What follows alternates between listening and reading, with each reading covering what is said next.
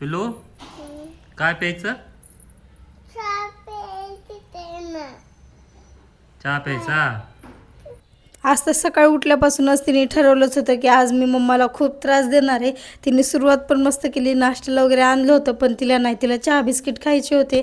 नंतर रेडी केलं तिला आणि मग तर लक्षात आलं की तिला आईस्क्रीम खायची. मग लय रडली म्हणून जाऊ द्या म्हणलं चला घेऊन जावं. आईस्क्रीम आणले, आईस्क्रीम खाऊनसुद्धा ग बसत नव्हती. आणि माझ्या डोक्यात वेगळंच चालू होतं की बापरे 12:30 वाजून गेले तर माझं काहीच काम नाही अजून, आता मी कधी उरकणार. आणि त्याच्यात ही पण खूप त्रास देत होती. आज घरी आले ना आधी सरबत केलं, ते पण मला काही सुखांनी करू दिलं नाही, स्वतःवर मला न करूच लागली. कसं तरी तिला घेऊन सरबत केलं आणि नंतर सरबत वगैरे पिऊन बसलेच होते. तेवढं तर आलंच ह्या मॅडम माझ्याकडे रडत. म्हणलं काय झालं काय माहिती, मला झोप आली असं सांगत होती. अर्धा तास त्याच्यात हालून कसं तरी मॅडमना झोपी गेल्या बघा. तिला झोपी घालून मी पण किचनमध्ये आले, पटकन स्वयंपाकाला लागले. सिंपल अशी बटाट्याची भाजी आणि चपाती करावं म्हणलं. बटाट्याची भाजी तर रेडी झाली होती आणि पीठ पण मळायला घेतलं होतं. तेवढ्यात तिचा आवाज आला, परत तिच्याकडे गेले आणि तिला झोपी घालायला घेतलं.